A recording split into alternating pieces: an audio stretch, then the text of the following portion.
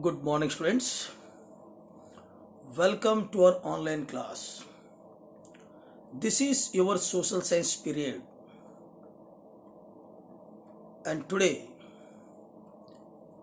in this period, I am going to continue the same chapter, same unit from history book, that is Nationalism in India. Okay, students, in this video, I am going to continue the same chapter unit from history book, that is Nationalism in India. Today I am starting from the second topic, that is differing stands within the movement. Page number 58. Differing stands within the movement. This topic is the continuity of non-cooperation movement. This topic which I am going to start now is the continuity of the non-cooperation movement which was started by Mahatma Gandhi. Okay, students. Now today we will read that when this non-cooperation movement was actually started and who are the people who participated in this non-cooperation movement, and what is the meaning of Swaraj for different people. Actually Swaraj Swaraj for different people had different meanings. So we will read for workers what is meant by Swaraj, for tribal people what is meant by Swaraj, for farmers what is meant by Swaraj. So like that. So we will read about non-cooperation movement, when it was started, and who started that one, that we already come to know. Now what is the meaning of Swaraj for different sections of people, that we will read, and how this movement was in towns and how this movement was carried in the countryside, that means villages. Okay students. Now differing stands within the movement. This non-cooperation movement along with Khilafat movement, non-cooperation movement and Khilafat movement, both were started side by side, parallel to each other. This non-cooperation movement was started by Indian National Congress under the leadership of Mahatma Gandhi, whereas Khilafat movement was started by the Muslims in India against the Britishers, and it was started by Maulana Muhammad Ali and Maulana Shaukat Ali. So both these movements started simultaneously, and it was began in January 1921. Various social groups of people, different social groups of people have participated in this movement. Various social groups people, different sections of people in the society participated in this non-cooperation Khilafat movement, each with its own specific aspirations. Every section of people, every social group, they have different aspirations from this movement. All of them, all the people, all of them responded to the call of Swaraj which was given by Mahatma Gandhi. All the groups of people, they responded to the call of Swaraj, but the term Swaraj meant different things to different people. The term Swaraj was meant different things to different people. So let us see how this non-cooperation Khilafat movement was started in towns, how this movement was spread in the town areas in India. Yes, the movement started in the town areas. In town areas, this non-cooperation Khilafat movement was started with the middle class participation in cities. The middle class people, they took active participation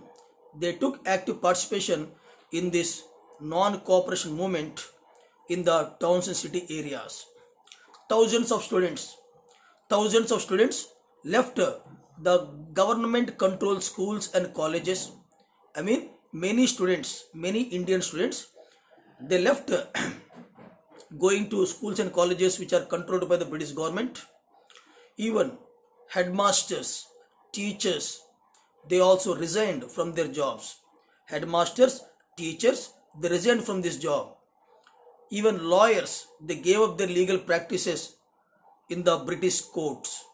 The lawyers, they gave up their legal practice in the British courts. Similarly, the council elections, actually there was a difference within the Congress party regarding the participation in council elections. The council elections were boycotted in most provinces except Madras. Except in Madras, the council elections were boycotted by the people in all the towns and cities except Madras province. In Madras province, where the Justice Party, one party is there, Justice Party in Madras, the Justice Party, the party of non-Brahmins. So in Madras, where the Justice Party, the party of non-Brahmins, okay, felt that entering into the council elections was one of the way of gaining some power. They said that they believed that the non-Brahmins, the Justice Party, they believed that if we enter into the council elections, then only we can get some power in our hands, and with that power we can fight with the British government. So what is it here? So the council elections were boycotted in most of the provinces except Madras province, where the Justice Party, which comprised non-Brahmins, felt that entering into the council elections was one of the way of gaining some power, and something that usually only Brahmins had to access to. The the effects of non-cooperation on economic front. I mean, how this non-cooperation movement had its impact on economic front. How this non-cooperation movement had its impact on economic front. This question will be asked to you in the board examination. What was the effect of non-cooperation Khilafat movement on economic front? So this is the answer. This paragraph will be the answer. The effects of non-cooperation movement on economic front were more dramatic. A minute. So the effects of non-cooperation movement on the economic front were more dramatic. How? Foreign goods were boycotted. Foreign goods were boycotted by the Indians. Liquor shops were picketed.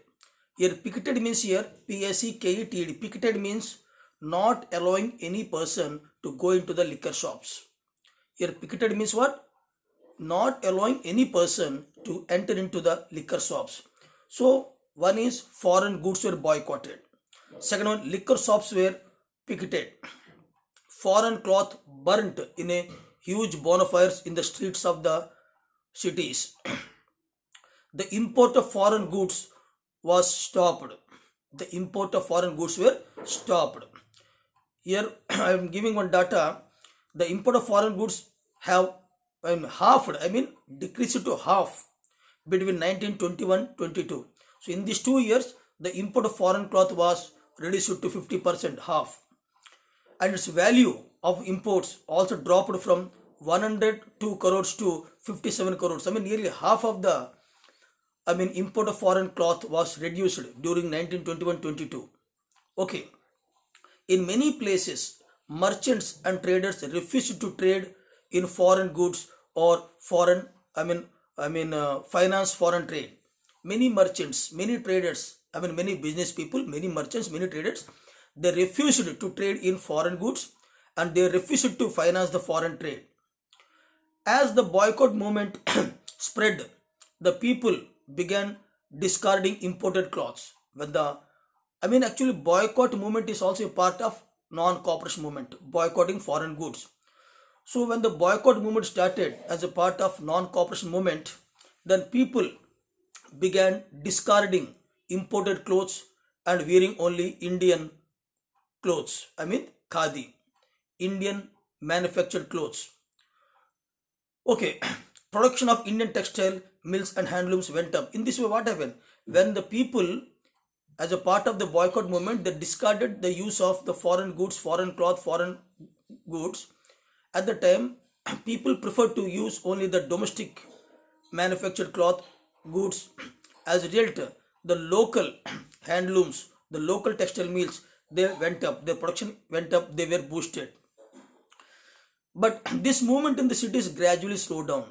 The movement which was started in the city areas, the non-cooperation Khilafat movement which was started in the city areas, town areas, in this manner, slowly, as time passed, gradually this movement was slowed down for a variety of reasons. So many reasons are there for which this movement was slowly, gradually slowed down. So what are the reasons why this movement, which was started with a lot of enthusiasm and zeal, why it became slowly slow down or decline? Khadi cloth was often more expensive.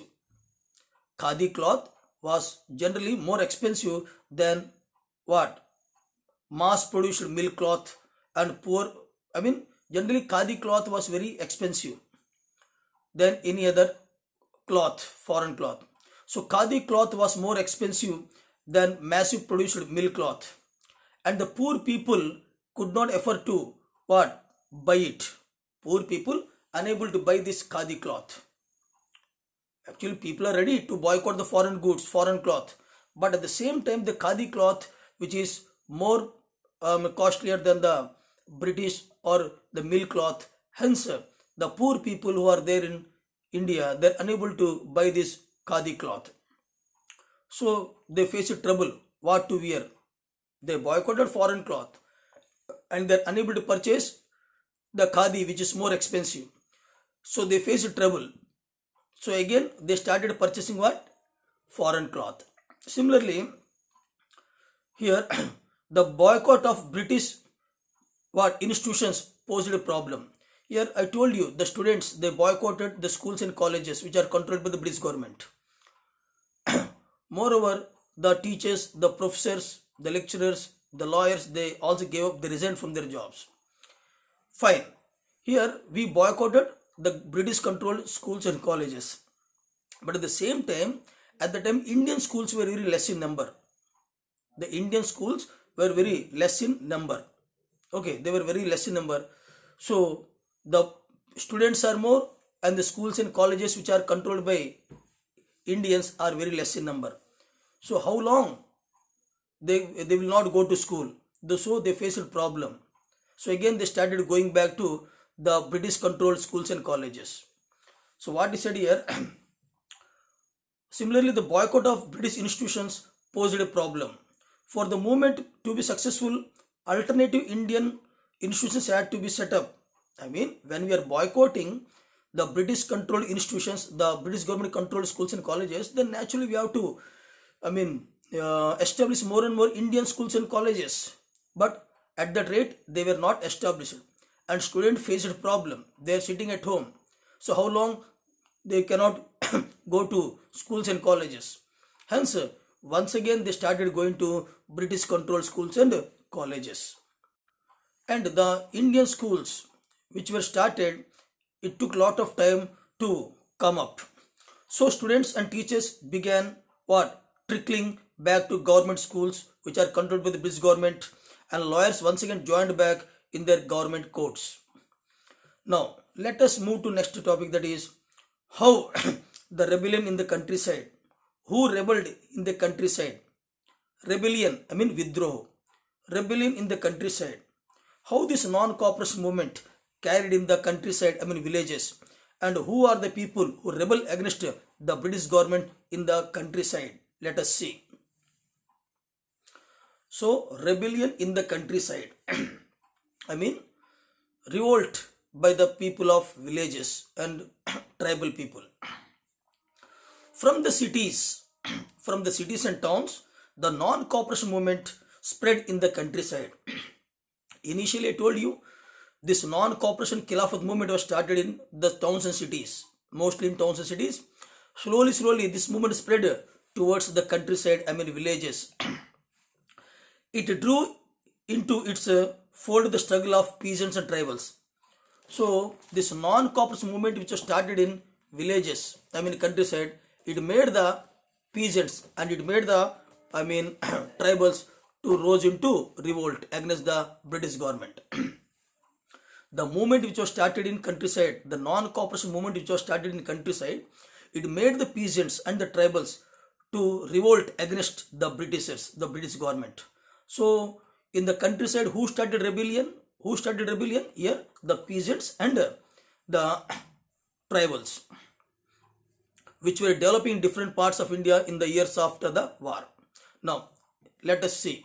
In Awadh, this place Awadh will be asked in your board exam in map pointing. Awadh. Awadh is in Uttar Pradesh. Where is Awadh? Awadh is in Uttar Pradesh. So in Awadh, peasants were led by Baba Ramchandra. This name is very, very important. You please underline. In Awadh, which is a place in Uttar Pradesh, there the peasants revolted against the Britishers, and the peasants revolted against the Britishers under the leadership of Baba Ramchandra. Here Baba Ramchandra was a sannyasi. He was a sannyasi who had earlier been to Fiji. Fiji is a country name, small country name, Fiji. Fiji is a small country name, very close to that New Zealand. Okay. So Baba Ramchandra is the leader of the peasants in Awadh who led a rebellion against the British government. He was a sannyasi, and earlier he had been to Fiji as an indentured labor. Here indentured labor means those people who are forcefully collected by the British government and taken with them to work in different parts of the world. And these laborers are not allowed to go back to their home at least once in a year. Okay, they were controlled by the British government. Indentured laborers are those laborers who are forcefully taken by the British government to make them work in different parts of the world, like such as Fiji, such as Assam, some other places, some Sri Lanka people. Sri Lanka they have taken to work in their coffee gardens, etc., tea gardens, etc. And these laborers they have no freedom. They cannot come back to their home without the permission of the British government. So this Baba Ramchandra, he went to Fiji as an indentured laborer. He was taken by the British government. Now he returned back and he led the movement against the British government along with the peasants of Awadh. The movement was against talukdars and landlords. This Baba Ramchandra, who is the leader of the peasants revolt in Awadh, he led the movement against the talukdars and landlords who demanded from peasants exorbitant high rents and variety of other seizes, taxes. Baba Ramchandra, he led a movement against the talukdars and the landlords of Awadh area who always demanded exorbitantly high rents and varieties of other taxes from the peasants. So peasants are suffering a lot in that area. Okay. Peasants has to do begar. Begar, B-E-G-R, begar. Begar means here a person who is forced to work without any payment. Begar. What is meant begar? Begar means the labor that villagers are forced to contribute without any payment. When you are forcing someone to do some work without any payment, that is called begar or begari. So here in Awadh, peasants are being forced by the talukdars and the landlords to do begar, okay, and work at landlords' farms without any payment. The peasants in Awadh district of Uttar Pradesh, Awadh area, they were forced by the landlords and talukdars to work in their farms without paying any payment. So they are doing begar. So here Baba Ramchandra, along with his peasant friends, he started a rebellion against talukdars and landlords to end this begari system. As tenants, they had no security of tenure. Tenants means those laborers, those peasants who are working in others, fields. They can be removed at the owner's will at any time. There are some farmers who are not having their own land.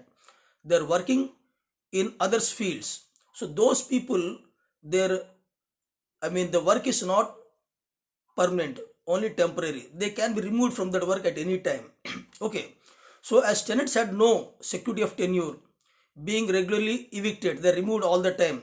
So they had, so they could not could acquire no right over the seized land. The peasants movement demanded reduction of revenue.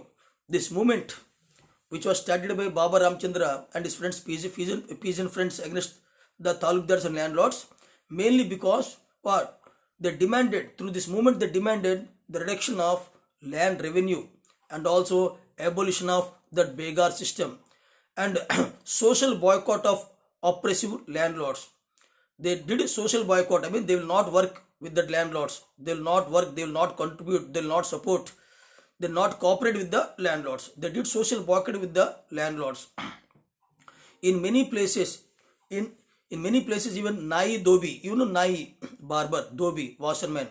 In many places, the Nai Dobi bunds were organized by panchayats in the villages by deprived landlords to deprive landlords of the services, even barbers and washermen. I mean, the barbers, the washermen, they also did, they also boycotted their services which were earlier given to landlords and talukdars. Now the Nais and this Dhobi, I mean, barbers and washermen, they did a social boycott. They not, they stopped giving their services to these landlords. In June 1920, remember this date. In June 1920, Jawaharlal Nehru began going around the villages in Awadh. He once went visited to Awadh area. He went to Awadh area. He went to Awadh area to see in Awadh, taking to the village. I mean, we went there and talking to the villagers and trying to understand their grievances. I mean, Pandit Jawaharlal Nehru in June 1920, he went on Awadh area and he met with many peasants and he talked with them and tried to understand about the grievances, their sorrows, their problems. By October, the Awadh Kisan Sabha, you can underline this one, the Awadh Kisan Sabha.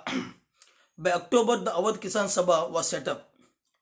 So you can ask, question will be asked about exam. When the Awadh Kisan Sabha was established? October 1920. In October 1920, the Awadh Kisan Sabha or Awadh Kisan Sabha, OUDH, Awadh. Awadh is not AWADH, that is Awadh. OUDH, Awadh. So in October 1920, the Awadh Kisan Sabha was set up, headed by Jawaharlal Nehru, Baba Ramchandra and few others. Within a month, over 300 branches had been set up in villages around the region. This Awadh Kisan Sabha branches were established, 300 branches in the surrounding area within 1 year. Okay, next one.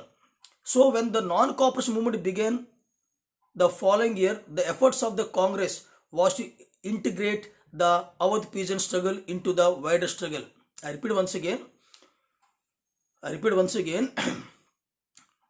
Here I said around 300 branches of Awadh Kisan Sabha were established within 1 year. Okay. And so when the non-cooperation movement began the following year, the effort of the Congress was to integrate the Awadh peasant struggle into the wider struggle. They want to make the struggle a wider struggle. The peasant movement, however, developed in forms that the Congress leadership was unhappy with. The Congress leadership were not happy with this peasants' revolt in our area against landlords and talukdars. I repeat once again. The peasants' movement, however, developed in forms that the Congress leadership was unhappy with. As the movement spread in 1921, the houses of talukdars and merchants were attacked.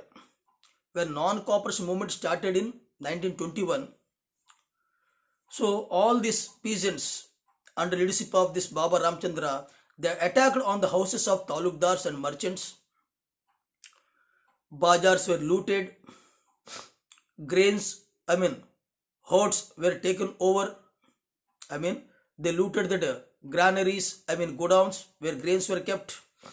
In many places, local leaders took peasants. Sorry, in many places, the local leaders told peasants. The local leaders they told peasants that Gandhiji had declared that no taxes to be paid and land was to be redistributed among the poor.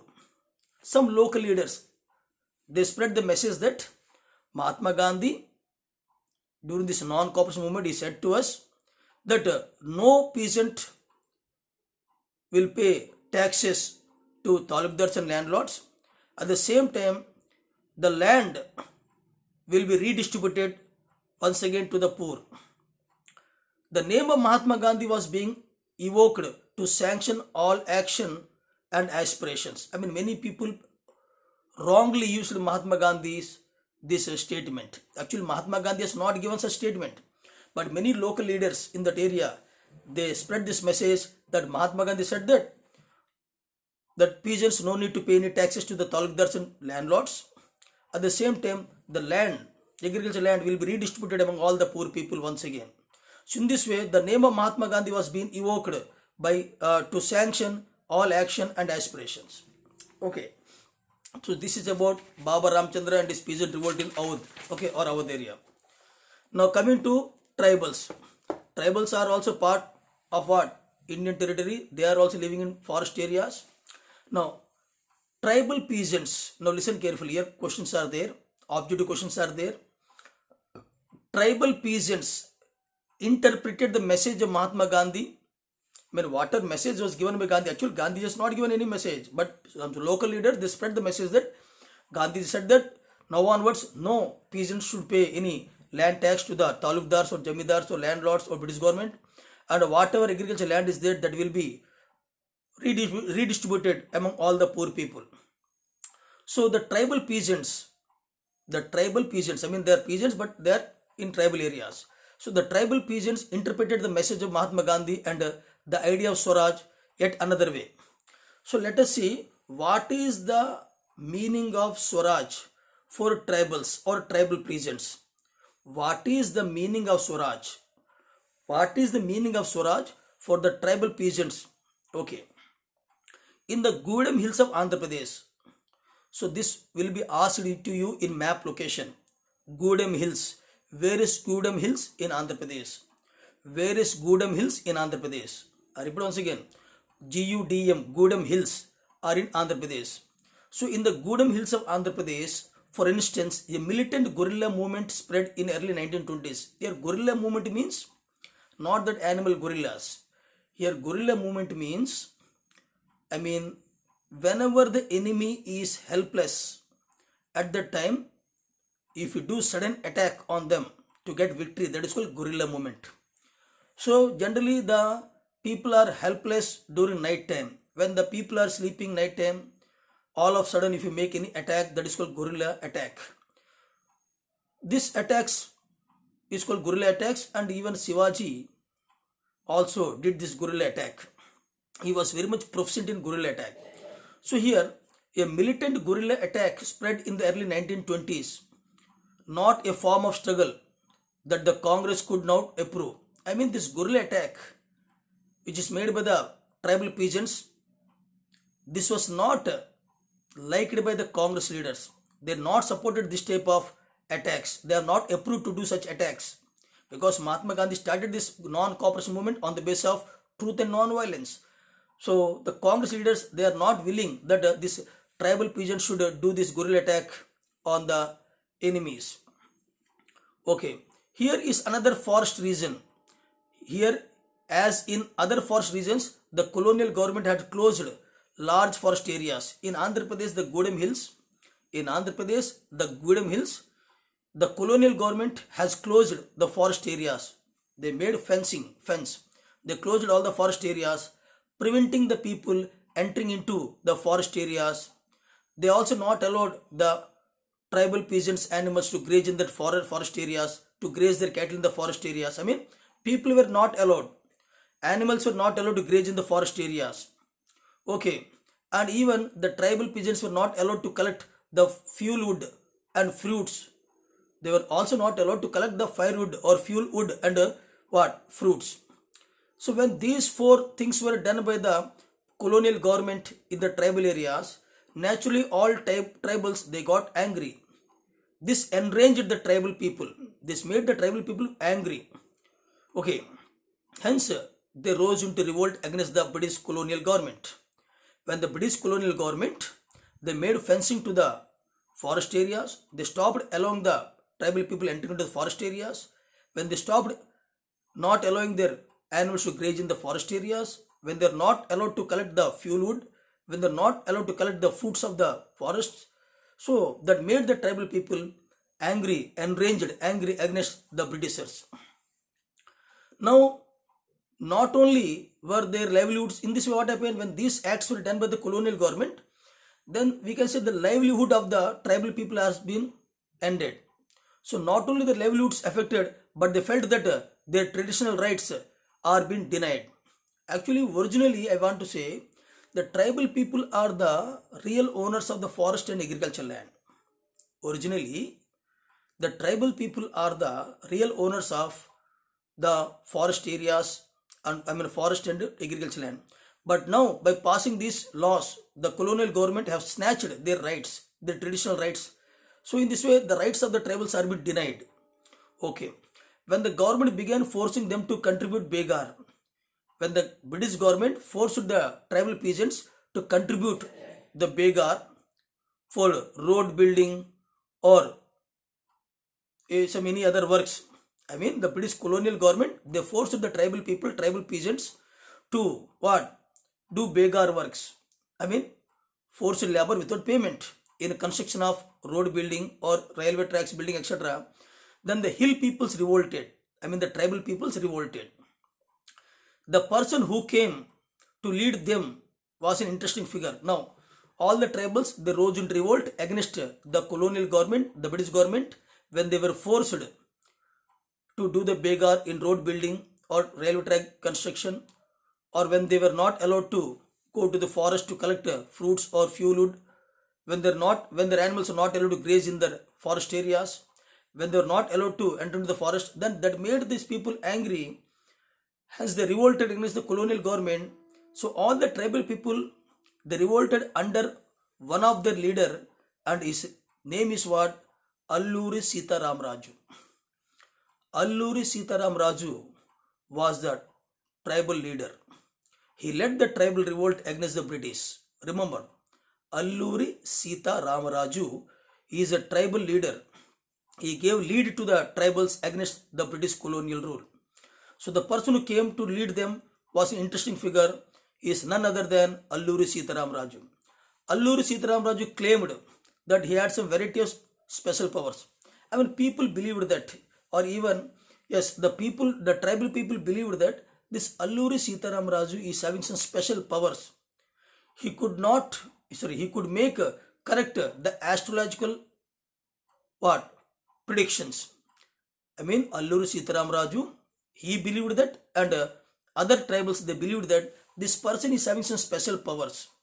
Okay, he could make correct astrological predictions, and he can heal people from their problems, and he could survive even bullet shots were made on him. Suppose if bullets are shot on his body, he could even survive. He could make the astrological predictions correctly. People believed that he is having some magical powers. He could heal the people from their diseases, problems. Okay, even I can say many tribal people believed that he is the incarnation of God. He is the incarnation of God. So, captivated by Raju, the rebels proclaimed that he was an incarnation of God. Raju talked of the greatness of Mahatma Gandhi. This Alluri Sitaram Raju, he always used to talk about the greatness of Mahatma Gandhi. I mean, Alluri Sitaram Raju, he always used to talk about Mahatma Gandhi. Okay, and said that he was inspired by the non-cooperation movement. Alluri Sitaram Raju, the tribal leader, who always used to speak about Mahatma Gandhi, and always he was inspired. He used to say that he was inspired by the non-cooperation movement, and with that inspiration, this Alluri Sitaram Raju also pursued his tribal men He's a tribal man, what? To fight against the British rule, and also he persuaded the tribal people to wear khadi, and also said that to give up drinking.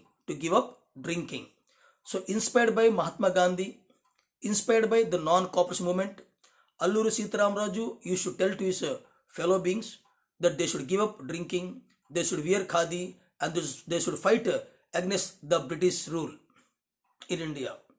But at the same time, he asserted that India could be liberated only by using force. There is one difference.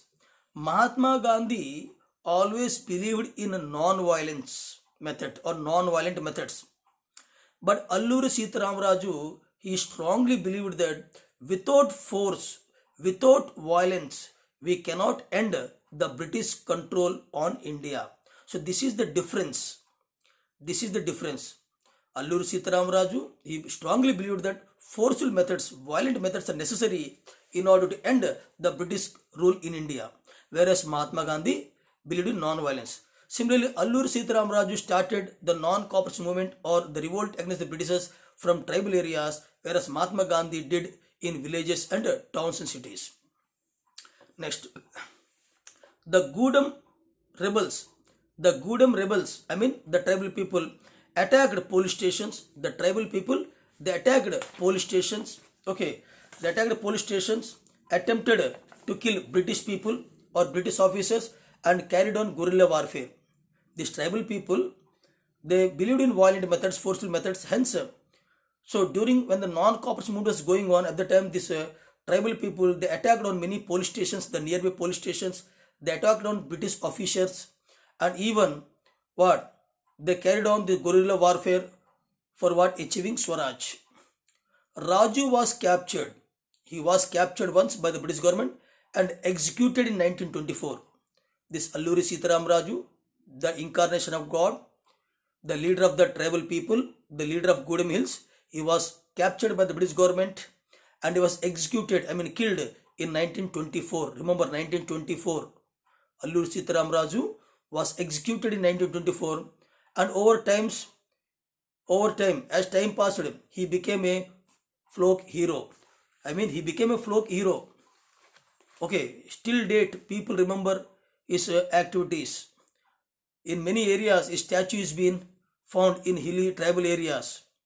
So he became the hero of folk lore, or I can say he became the folk hero after his death.